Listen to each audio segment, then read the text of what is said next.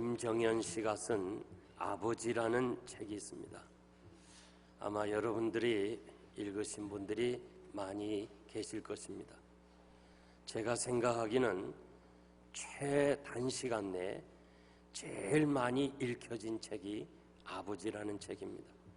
300만 부 이상 팔린 그런 귀한 많은 사람들에게 공감대를 형성한 책입니다. 때마침 IMF로 인해서 퇴직을 당하고 아버지가 집을 나와 거리를 배회하는 홈리스들이 많이 생기는 때였습니다. 많은 사람들이 이 책을 읽으면서 가정에서 아버지의 권위를 잃어버린 현실을 참담하게 생각을 했습니다. 이 책의 내용은 그렇습니다. 아버지가 열심히 살아왔지만은 능력이 부족해서 공무원이 되고 번번이 진급 시험에 떨어져서 무능한 아버지로서 자녀들에게 비춰집니다. 그러던 어느 날 자신도 모르게 친구인 의사를 통해서 췌장암 말기라는 소식을 듣습니다. 아직도 자기 책임이 있는데, 자기가 할 일이 많은데 시한부 인생의 얘기를 듣고 그 아픔을 가족에게 이야기를 못합니다. 왜? 가족이 괴로워할까 봐. 그래서 혼자 문제를 안고 고민을 합니다. 어떻게 해야 되나? 너무 괴로워서 술로 그 고통을 잊고 있습니다. 이 모습을 보면서 아내와 자식들은 점점 거리를 둡니다. 그리고 심지어 딸은 아버지에게 무능한 아버지, 이렇게 술만 먹어서 되겠나 하면서 항의하는 편지를 보냅니다. 그래도 아버지는 말없이 어떻게 하면 가족들을 돌볼까, 그런 마음을 가지고 있습니다. 어느 날 그 친구인 남 박사로부터 아버지가 췌장암이라는 말기 환자라는 얘기 듣고 아내와 딸들은 너무너무 마음이 아픕니다. 이렇게 아버지가 우리를 생각해서 혼자 고민하고 아파했는 것을 우리는 이해하지 못했다는 것. 그래서 그 마지막으로 아버지에게 용서를 구하려고 하지만은 이미 병이 깊어지기 때문에 서로 화해를 하지 못하고 남편은 마지막으로 아내에게 가족에서 잘 하지 못한 것을 뉘우치는 마음으로 먼저 간다는 그런 마음으로 편지를 쓰고 그 책이 끝납니다. 현대 사회가 아버지의 마음을 알지 못한다는 고발적인 그런 책이었습니다. 저는 이곳에 와서 이렇게 아버지들이 많이 수고한 거 잘 보았습니다. 이른 아침부터 밤늦게까지 위험한 지역에서 모든 것을 다 포기하고 오직 자식 하나 잘 되기 위해서 최선을 다해서 살아왔던 거 제가 보았습니다. 이제 은퇴를 하면서 나이가 들면서 자녀들은 20대, 30대 대학을 졸업하고 직장 생활하면서 가정을 이루어 가는데 중요한 것은 아버지 생각하는 마음이 없다는 거예요. 그리고 전혀 대화가 없어요. 조금 있다면 그저 어머니와의 대화지. 아버지는 외로운 거예요. 좋은 아버지가 되려고 그렇게 수고하고 애썼는데 인정해주는 자식이 없다는 거예요. 물론 다 없는 건 아니에요. 세대 차이, 문화 차이, 언어 차이, 그리고 이런 모든 것들이 공감대를 형성하지 못하고 그저 인터넷이나 전화기나 여기에 매달려서 대화가 끊어진 지가 오래된 현실이에요. 아버지는 누구나 다 좋은 아버지가 되기를 원하는 거예요. 그래서 자녀들을 위해서 모든 것을 다 희생한 아버지들이에요. 그런데 요즘처럼 아버지가 권위를 잃어버리는 시대도 없습니다. 가정에서 아버지의 자리가 있고 아버지의 역할이 있어요. 아버지가 있다는 자체가 벌써 교육이에요. 이것이 유태인들의 생각입니다. 저들은 환경이 바뀌고 시대가 바뀌고 나라가 없고 정치가 없고 경제가 없다 할지라도 가정 하나만을 살렸어요. 2000년 동안 난민으로서 혹은 여러 가지 고난을 겪으면서까지 가정을 지켜왔고 가정에서 아버지의 권위가 세워져서 오늘 이렇게 세계를 지배하는 나라로 우뚝 선 비결이 뭐냐? 가정에서 아버지가 자기 자리를 지키고 있었고 가족이 아버지를 존경하고 아버지의 권위를 인정했다는 거예요. 우리나라는 유대인 못지않게 아버지의 권위가 있었는데 언제부터 어디서부터 이 아버지의 권위를 잃어버렸는지 우리가 한번 깊이 고민해야 될 문제라고 생각합니다. 오늘 본문 말씀 보면 요셉은 형들을 만납니다. 그 정을 억제하지 못하는 거예요. 그래서 애굽 사람들을 다 보내고 이제는 히브리 말로 애굽 사람 다 나갔으니까 히브리 말로 자기 나라 말로 나는 요셉입니다. 자기 자신을 먼저 신분을 밝히고 그 다음에 무슨 말을 했어요? 아버지가 아직도 살아계시느냐? 아버지가 아직도 살아계시느냐? 아버지에 대해서 첫 번 문안을 했습니다. 형들이 얼마나 당황했겠어요. 애굽의 총리인 줄 알았는데 자기들이 판 동생 요셉이라 할 때 저들이 얼마나 당황했겠습니까? 그 순간에 요셉은 아버지에 대해서 문안을 먼저 했습니다. 오늘 이 본문을 가지고 많은 목사님들이 용서와 형제 사랑 이런 면에서 말씀을 전하지만은 저는 오늘 아버지, 부모에 대한 효도하는 각도에서 말씀을 드리려고 해요. 적어도 1년에 한 번씩이라도 이 효도가 이렇게 땅에 떨어지는 이 즈음에 이 효도에 대해서 아버지에 대해서 말씀을 전하고 가는 것, 이것이 영생교회뿐만 아니라 전 세계적으로 이 방송을 듣는 이들을 향해서 다시 한번 무너져가는 아버지의 권위를 세워가야 되겠다는, 그리고 가정이 세워져야 되겠다는 간절한 마음을 담아서 이 아버지라는 제목으로 3가지 말씀을 드리겠습니다. 어떻게 하는 것이 부모에게 효도하느냐? 첫째는 관심입니다. 관심. 3절에 보니까 형제들에게 나는 요셉이다 자신을 밝히면서 곧바로 내 아버지께서 아직 살아계시냐? 그는 13년 동안 소식을 모르고 13년 동안 그 어려운 과정을 여러분이 잘 압니다. 노예로 팔려와서 그 감옥에 들어가기까지 많은 그 변화와 시련이 있었지만 그 마음속에 잊어버리지 않은 것은 내 아버지가 아직 살아계신가? 이것이 그의 관심이었어요.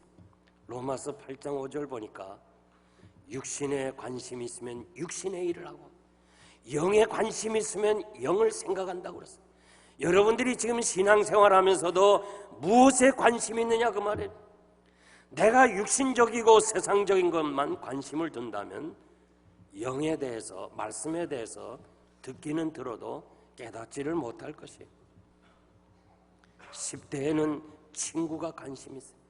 20대는 이성이 관심이 있어요. 30대에는 돈과 재물이에요. 40대, 50대는 권세와 명예고 60대는 건강이라고 합니다. 여자들은 보석에 관심이 있고 남자는 스포츠에 관심이 있다고 합니다. 자기가 무엇에 관심이 있느냐 이게 중요해요. 관심이 없으면 보아도 보이질 않아요. 들어도 들리지 않고 맛을 먹어도 맛을 느끼지 못해요.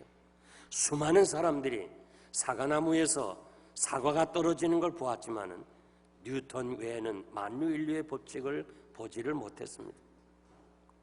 저는 이 세월호 침몰 사건을 여러분 잘 압니다. 온 국민이 마음 아파하는 정말 큰 사건인데 이 사건을 어디에서 풀어야 되느냐? 저는 관심이라고 해석하고 싶어요. 관심. 오늘 한국이 경제 성장 여기에 몽땅 관심을 두었기 때문에, 돈이면 모든 것을 해결한다는 관심 때문에 오늘 이 엄청난 사건이 일어나요. 이거는 무슨 선장의 책임이 아니에요.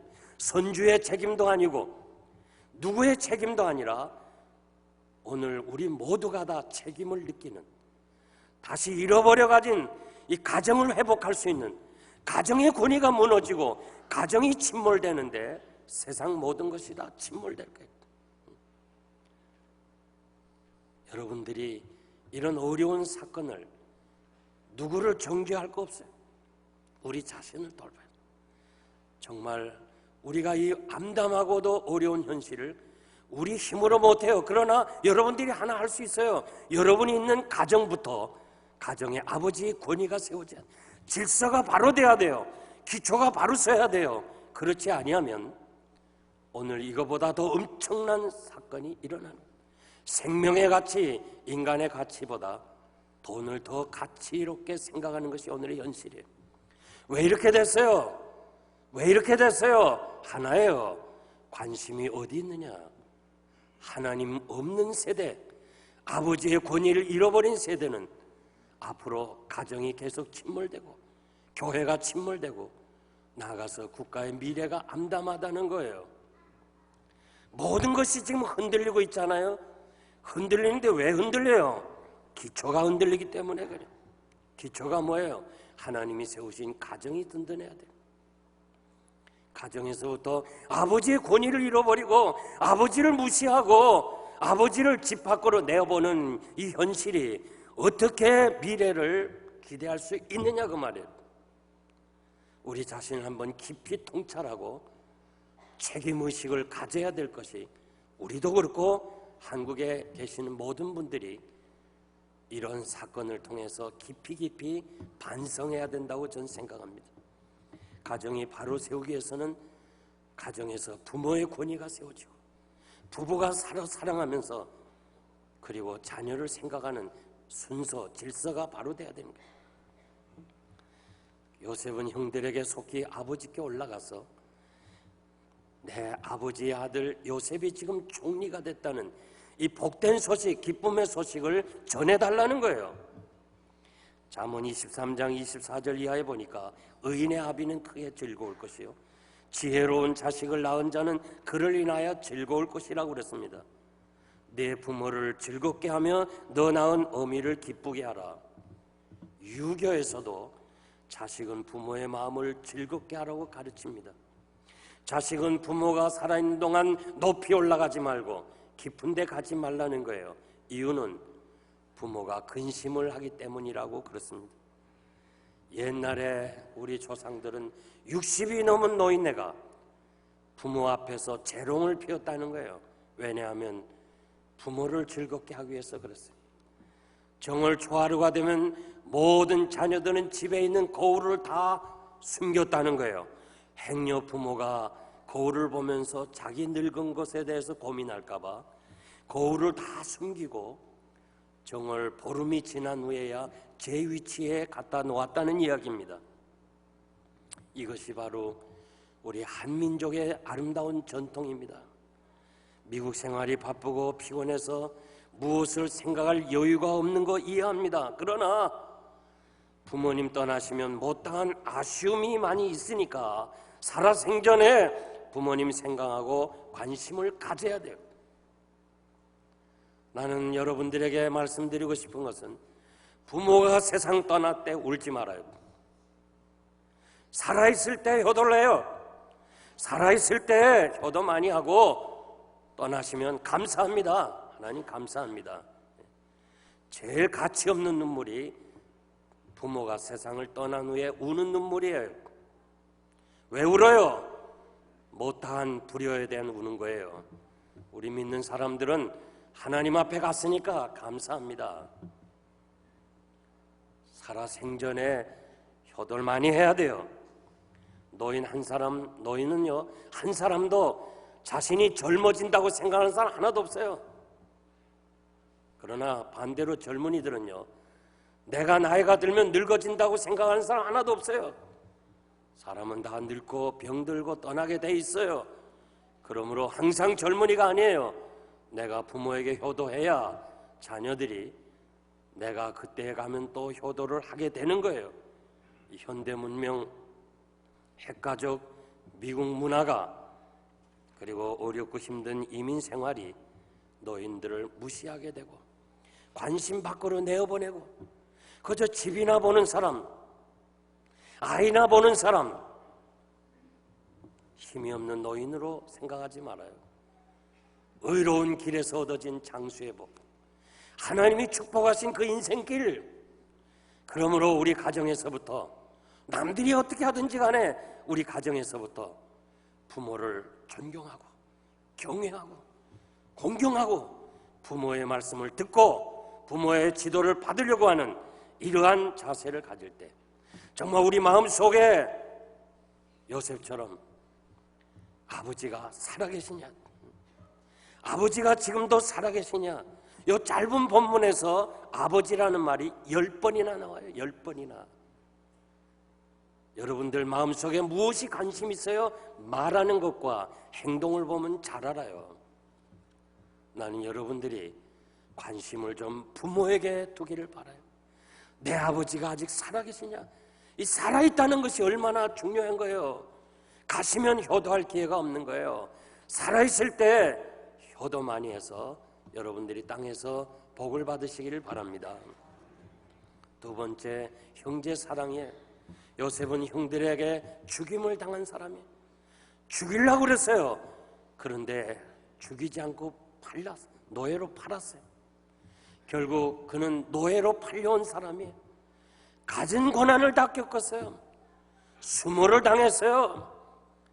감옥에 들어가서 죽음 직전에 하나님의 은혜로 꿈을 해석하고 총리가 되었습니다. 원수 같은 형제들이 눈앞에 있어요. 여러분이 요셉이라면 어떻게 하겠어요?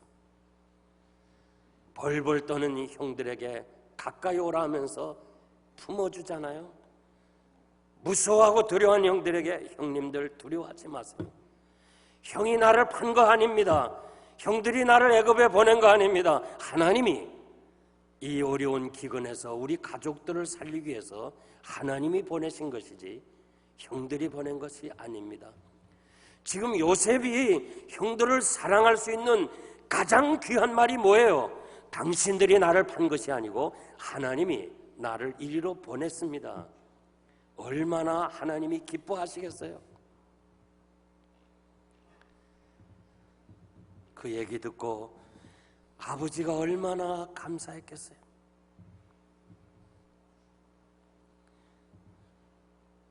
아버지가 세상을 떠나니까 이젠 형들이 두려운 거예요. 아버지가 살았을 때는 그래도 아버지 때문에 우리를 용서했는데 이제 아버지가 죽었으니까 형들이 우리를 용서 안 할 거다. 요셉이 우리를 다 죽일 거다. 그래서 장례가 끝나자마자 요셉에게 우리를 용서해달라. 우리 모두가 다 당신의 종이 되겠다 하면서 무릎을 꿇잖아요. 그러면서 이렇게 말해요. 아버지가 돌아가시기 전에 우리한테 요셉한테 일러라 하면서 용서하라고 그랬으니 용서해달라는 거예요. 요셉의 마음과 너무 달리 오해하고 있기 때문에 요셉이 울었다고 그랬어요. 형들 앞에 울었습니다. 형님 두려워하지 마세요. 내가 형님들과 형님들의 자녀를 책임지겠습니다. 내가 이 기근 때에 도와주겠습니다. 얼마나 아버지 그 마음이 기뻤겠어요. 그리고 형님들에게 얼마나 위로가 됐겠어요. 아버지가 세상을 떠나면서 요셉에게 부탁한 그 말이 바로 그저 용서하고 잘 사랑으로 지내라는 거예요. 여러분, 부모된 여러분들은 자식을 다 사랑합니다. 사랑하는데 그 가운데서도 누구를 더 사랑하느냐? 좀 어려운 사람들을 더 사랑해요. 좀 약한 사람을 더 마음에 관심을 두는 거예요. 그러므로 사랑하는 성도 여러분, 혹시 여러분들 형제들 가운데 혹은 조카들 가운데 좀 형편이 어려운 형제가 있으면 좀 도와주세요. 좀 여러분만 좋은 자동차 사지 말고 자동차 좀 하나 사주세요.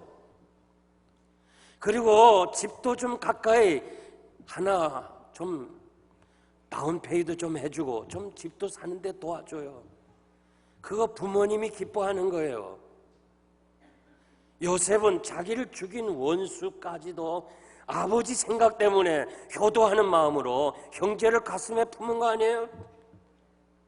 여러분들이 서로 형제를 사랑하고 아끼는 거, 그것은 부모에게 기쁨이 되는 거예요. 전 오래전에 제가 고학을 했다고 말씀드립니다. 저는 뭐 인류대학도 아니고 신학대학이에요. 그러나 내가 그 아이들을 가르치면서 기도하면서 기도로 시작하고 기도로 마치고 최선을 다해서 정성껏 가르치니까 아이들이 고등학교에 진학을 잘하고 대학을 잘 진학하고 그러니까 입소문이 나가지고 그 바쁜 가운데도 2팀 그리고 10명, 15명씩 가르치니까 그 당시에도 돈이 생겼어요. 그래서 사당동에 105만 원 주고 그 작은 집을 하나 사서 어머니 이름으로 등기를 했습니다. 근데 사당동이 개발하면서 아주 좋은 아파트가 들어오면서 우리 집을 허는 대신에 분양권 하나를 주는데 그게 1억이었습니다. 그 1억 원을 받게 된 어머니가 저에게 이렇게 말합니다. 그것을 둘이 나누면 어떻겠느냐. 저는 그때 개척을 했어요. 6명이 아파트에 산다고 조심하고 숨도 못 쉬고 살았어요. 조금만 떠들면 그냥 오피스에서 나가라는 통지가 올 때입니다.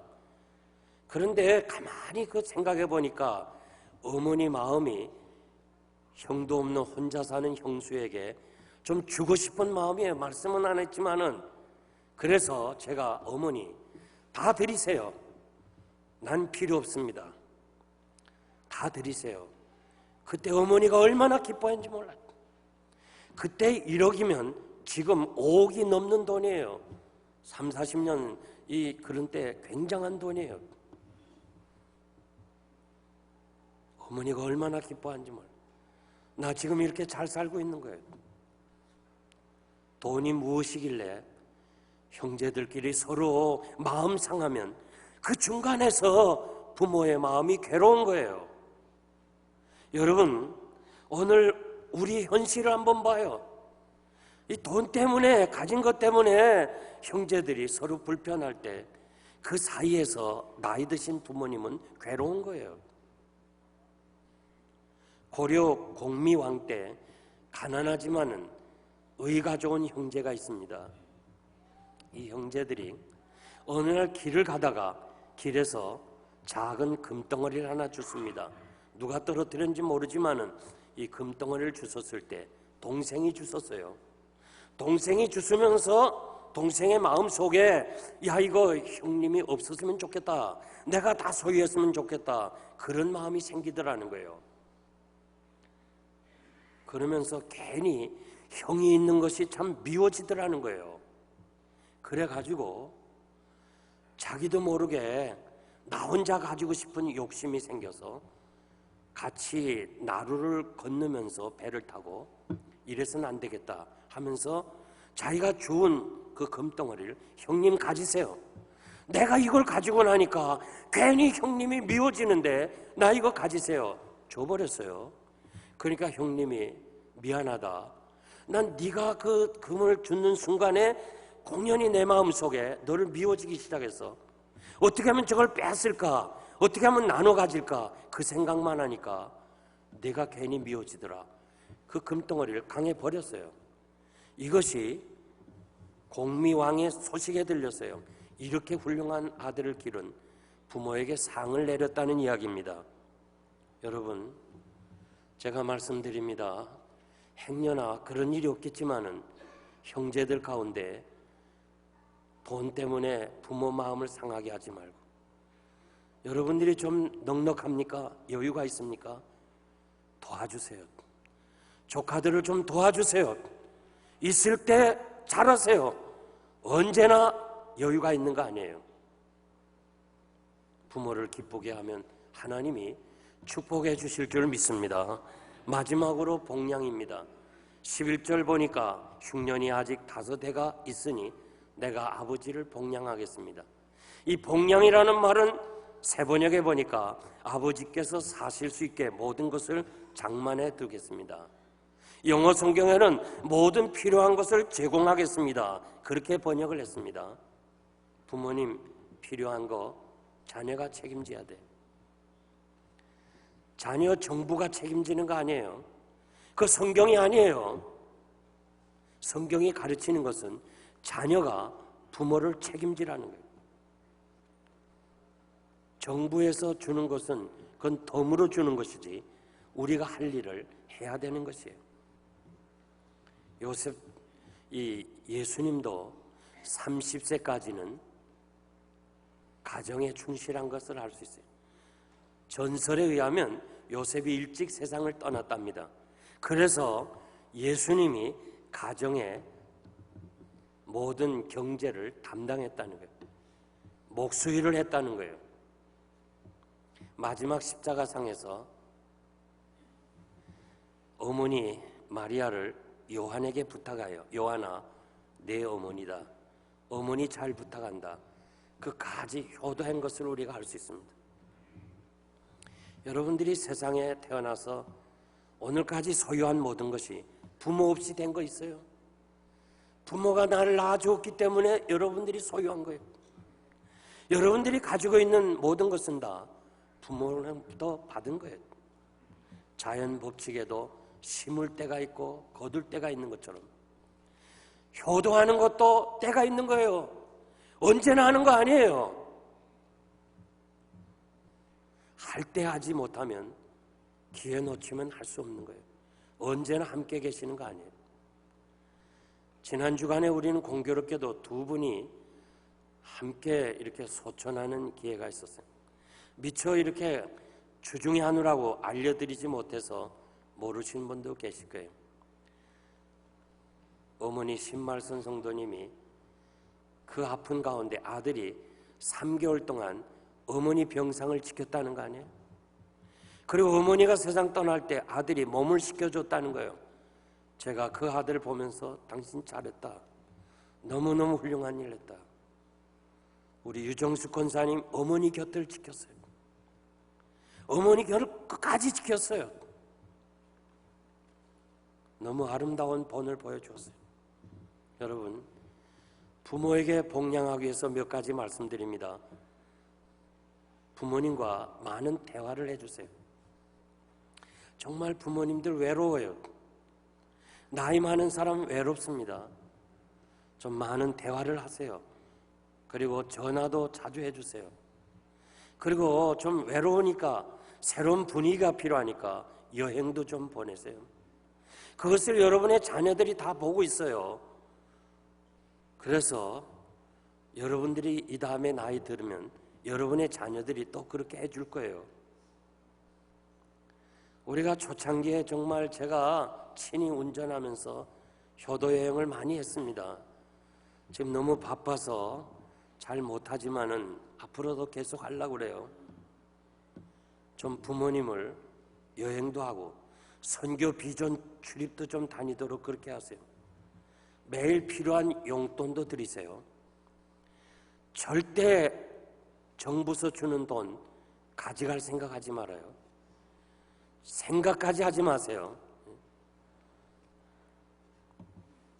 나이 든 사람이 무슨 돈이 필요한가? 필요합니다. 더 많이 필요해요. 아멘. 맞아요. 지금 맞는 말이에요. 노인이 될수록 더 돈이 필요한 거예요. 그리고 부모님들이 말씀하는 것을 그냥 다 액면 그대로 들으면 안 돼요. 무엇이 필요합니까? 그럴 때 난 괜찮아. 내가 뭘 필요하겠니? 그 말을 그대로 듣고 부모 앞에서 자식들만 사주면 마음 아파합니다. 그러니까 부모가 괜찮다는 건 아니에요. 계속 사드려야 돼요. 그리고 여기 50대, 60대 된 아버지, 자녀들이 지금 생일에 무엇을 사줄까요? 무엇이 필요한가요? 할 때, 내가 뭐 아직 돈이 있으니까 괜찮아. 절대 괜찮아 하지 말아요. 요구를 들어줘야 돼요. 그래야 이 다음에 나이 들어서도 뭘 사줄 수 있어요. 지난 생일에 제 막내가, 아빠 뭐가 필요하지요? 나 필요하다. 담보 끝나자마자 난 필요하다. 그래서 아버지 뭐 다 있잖아요. 다 있어도 필요하다. 무엇이 필요해요? 그러니까 난 아이패드가 필요하다. 그러니까 당장 갖다 줬잖아요. 여러분, 애들이 뭘 요구할 때 괜찮다 하지 마세요.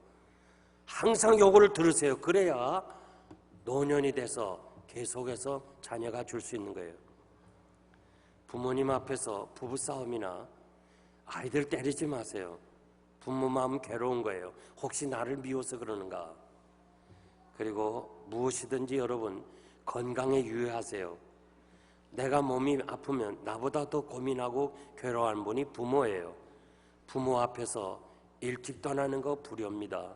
그러므로 항상 여러분들이 건강에 유의하시는 것도 부모에게 효도하는 거예요. 나는 여러분들이 부모에게 효도해서 하나님이 약속하신 그 축복을 받아 누리는 성도가 되시기를 바랍니다. 이제 제가 말씀을 맺겠습니다.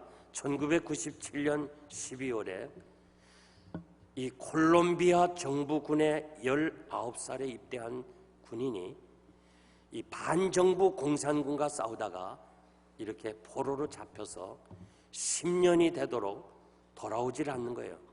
10년 되던 아버지 날에 그 아버지가 아들이 10년 동안 포로로 잡혀가지고 그 쇠사슬에 묶여있는 것을 생각하면서 자신이 친히 몸에 쇠사슬을 묶습니다.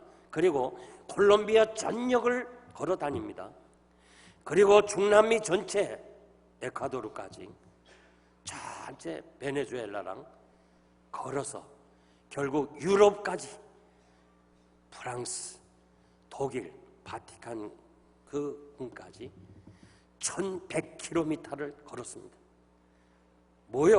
몸에 쇠사슬을 묶인 채 세계 여론이 주목을 받아 아들을 살리려는 그 아버지의 마음, 아들이 고통당하는 그 쇠사슬에 묶인 그 심정을 자기가 묶어서, 그래서 세계인들이 그를 향해서 뭐라고 부르는 거 아니? 평화의 도보 행진가라. 결국 국제 적십자가 나서고 바티칸이 나서고 그리고 전 세계가 적십자가 나서서 결국은 12년 만에 아들을 만납니다. 아들의 자유를 만납니다. 그래서 아들이 아버지가 묶여있던 쇠사슬을 친히 풀어주는 거예요. 이 사건이 CNN을 비롯해서 세계적으로 방영돼서 많은 사람들의 감동을 받았어요. 바로 이것이 아버지의 마음이에요. 이것이 아버지의 마음. 여러분, 정말 우리 가정이 다시 한번 세워져야 돼요. 가정에서 아버지의 권위가 세워져야 돼요. 누가 세워요? 어머니들이 세워야 돼요. 어머니들이 아버지 권위를 세워주고 자녀들 앞에서 아버지의 권위를 세워줄 때 우리 가정이 든든히 세워지고, 교회도 마찬가지예요. 교회가 든든히 서는 게 뭐예요? 교회의 영적 아버지인 목사의 권위가 세워지는 것이고, 나라도 마찬가지예요. 오늘 세월호 침몰 이것이 문제가 아니에요. 가정이 침몰하고 교회가 침몰하고 나라가 침몰하는 이 상황에서 다시 회복하는 길은 뭐예요? 가정을 세우는 거예요. 가정을 세우기 위해서는 어떻게 해야 돼요? 아버지의 권위가 세워져야 돼요. 이것이 바로 여러분들이 복받는 것을 기억하고, 우리 힘으로는 오늘 얌담한 현실을 어떻게 바로잡을 수 없어요. 그러나 한 가지 할 수 있어요. 여러분의 가정에서부터 아버지의 권위를 세워가는, 아버지에게 마음 관심을 두는 이런 복된 가정, 임마누엘 가정, 축복의 가정이 되기를 바랍니다.